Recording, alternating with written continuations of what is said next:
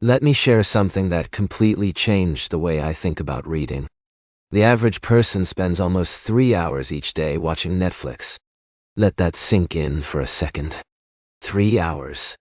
That's enough time to read War and Peace, not just once, but 3 times each month. Yet, how often do we insist we don't have time to read? Isn't that fascinating? But here's where it gets interesting. Reading a book a week isn't really about reading faster. It's not even about magically finding more time in your day.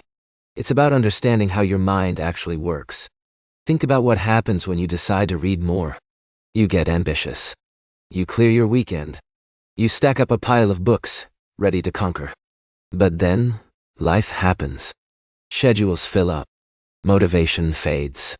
Those books, they just sit there, dusty and untouched. Let's try something different. Instead of scrambling to find more time, what if you made reading inevitable? Think about your morning routine. You don't wake up and have a debate with yourself about brushing your teeth. You don't negotiate about taking a shower. These things just happen. Automatically. Why? Because you've built the right systems that turn intentions into habits. That's exactly where most reading advice fails. They tell you to read faster, to force yourself to focus, to push through resistance. But trying to solve a systems problem with more willpower is like pressing harder on the gas of a broken engine. It just doesn't work. Let's look at what actually does. It starts with 3 fundamental truths about reading. First, your reading habit is a reflection of your environment, not your motivation. Second, small, consistent actions always beat sporadic, heroic efforts. Third, the best reading system is the one you'll actually use. Over the next few chapters, we'll build a reading system that feels so natural, so effortless, that not reading will feel stranger than picking up a book. Before we dive in, let's tackle the biggest myth about reading more. The idea that you need long, uninterrupted blocks of time. Remember this, books are built page by page and reading habits are built moment by moment. So let's explore how to turn those moments into real momentum. Chapter 1. The 30-page solution. This one idea can transform reading a book a week from an impossible task into an effortless daily practice. Here's what's fascinating. The average book is about 240 pages. If you read just 30 pages a day, you'll finish a book every 8 days. But the real magic isn't the math. It's the psychology. You try to tackle a whole book, your mind resists. It's like trying to eat an entire cake in one sitting. But 30 pages, that's just a slice. Manageable, digestible, inevitable. Most people can read 30 pages in about 45 minutes. But here's the secret. You don't need those 45 minutes all at once. Think of your day as a series of little reading opportunities. 10 pages with your morning coffee. 5 pages during lunch. 15 pages before bed. Suddenly, 30 pages isn't intimidating. It's automatic. But something even more powerful is happening. Every day you finish your 30 pages, you're not just making progress, you're building proof. Proof that you're now a consistent reader. Here's how to make this system inevitable. It's all about reading triggers. These are moments in your day that remind you to read. Your morning coffee becomes a cue. Your lunch break becomes a natural pause. Your evening wind down includes a few pages. You're not finding time to read. You're linking reading to time you already have. Most people completely miss this. The real power of the 30-page solution isn't about the number. It's about consistency. You're not trying to read faster. You're becoming an inevitable reader. Reading isn't about motivation or willpower. It's about building a system so natural that reading becomes as automatic as checking your phone. Now, let's talk about how to identify your perfect reading triggers. Chapter 2. Environmental architecture. Your environment is making thousands of decisions for you each day, whether you realize it or not. Once you get this, reading more becomes incredibly simple. Imagine your typical evening. You settle into your favorite chair. Your hand reaches for something. Is it a book? Or is it your phone? You didn't consciously decide. Your environment decided for you. Every space you spend time in is either pulling you toward reading or pushing you away. Think of your environment as gravity. Subtle but always present. Let's create reading gravity. The first principle is the 20-second rule. Make reading 20 seconds easier to start than any other activity. And make distractions 20 seconds harder to access. Place your book on your nightstand, open to your bookmark, with reading glasses ready if you need them. Reading now takes zero setup. Meanwhile, put your phone charger in another room. You've just created a gentle friction that works in your favor. The second principle. Visual invitation. Your brain is always scanning for cues about what to do next. When you walk into a room, certain objects call out to you. We're going to make books your environmental anchors. Create reading stations throughout your home. A comfy chair with perfect lighting in the living room. A peaceful corner in the kitchen for morning reading. A book stand at your desk for lunch break. Each station is a visual trigger. This is a place for reading. Now, let's make this systematic. The third principle. Parallel processing. Place different types of books at different stations. Light reading in the kitchen. Deep learning at your desk. Enjoyable fiction by your favorite chair. Now your environment isn't just supporting reading, it's supporting the right kind of reading at the right time. Remember this, willpower doesn't create lasting habits. Environments do. You don't need more motivation to read. You need an environment that makes reading the path of least resistance. In the next chapter, we'll see how to transform what most people call dead time into real reading opportunities. But first, look around your space. What subtle forces are shaping your habits right now? And how could you begin reshaping them? Chapter 3. Time Alchemy. Let's change the way you think about time forever. Most people believe they need to find more time to read. But what if you're already surrounded by perfect reading moments, just waiting to be recognized? Here's how you perform time alchemy. First, find the transition moments, the spaces between your main activities. These aren't interruptions. They're the hidden framework of your day. Now, let's transform these moments. Remember those environmental principles. Now, we create reading bridges across these transition moments. Each bridge connects one part of your day to another, with reading as the natural path in between. You're not just placing books, you're building bridges. Once you start seeing these moments differently, something remarkable happens. Waiting times become opportunities. Transitions become invitations. Even traffic becomes a gift when you have an audiobook ready. You're not finding time to read. Reading is finding you. This is the real heart of time alchemy. We're not creating new time. We're transforming the time we already have. And once you master this, reading a book a week isn't just possible. It's inevitable. Time isn't something you find. It's something you create. In the next chapter, we'll multiply your reading effectiveness using parallel processing. But first, notice the transition spaces in your own day. Where are your hidden reading bridges waiting to be built? Chapter 4. The Multiplier Effect. This might sound strange at first, but most people believe you should only read one book at a time. That belief? It could be holding you back. Think about how you watch TV. You probably follow several shows at once. A drama, a comedy, maybe a documentary. Your brain handles all those storylines effortlessly. Reading works the same way. Here's why this matters. Different types of books serve different mental states. Sometimes you crave deep learning. Other times you want something light. By having multiple books available, you're always ready to match your mood. But the real magic happens in the cross-pollination. Ideas from one book start illuminating concepts in another. Patterns emerge. Your mind creates connections you might have missed. Here's how to make this work. Start with 3 books. One for growth, one for knowledge, one for pleasure. Don't try to read them all at once. Just have the right book available for your current mental state. It's like having a conversation with different friends. Each brings out a new side of you. When you let go of the pressure to finish one book before starting another, you actually finish more. Because you're always reading the right book for your mood. Remember, your mind isn't a single-track railway. It's a network of interconnected paths. And in the next chapter, you'll learn how to use this network to retain and connect everything you read. But first, Think about which books you'd choose for each mental state. Growth, knowledge, pleasure. What's calling you right now? Chapter 5. Focus Architecture. Most people think focus is something you have or you don't. But focus isn't a trait. It's a condition you create. Deep reading becomes simple once you understand this. When you try to focus, your attention is like a spotlight in a room full of shiny objects. Each notification, each open tab, every unfinished task, they all compete for that spotlight. No wonder it feels so hard to concentrate. But here's the shift. Focus doesn't come from trying harder. It comes from removing the competition. Remember those reading stations?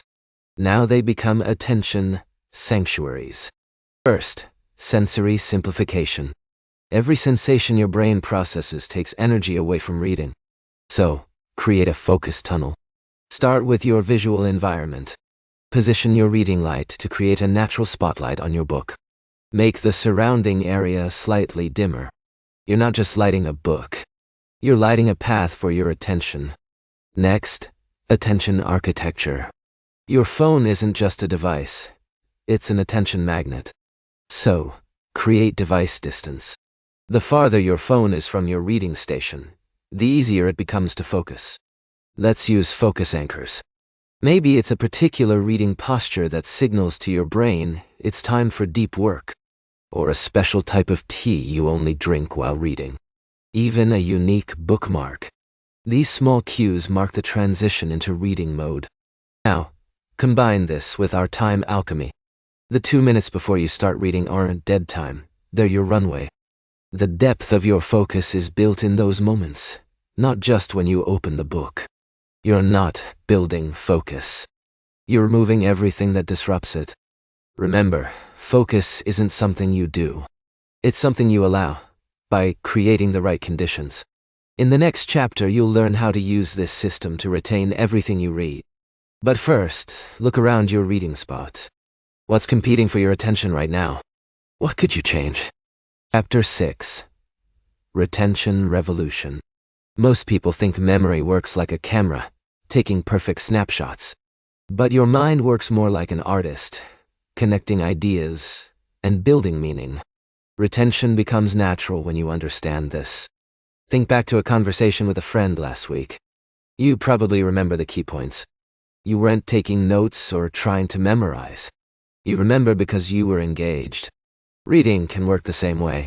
When you create an active dialogue with your books, your mind starts building those connections automatically.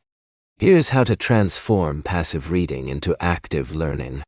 Start with mental noting. As you read, notice when something surprises you, confuses you, or connects to something you already know. Pause for a moment.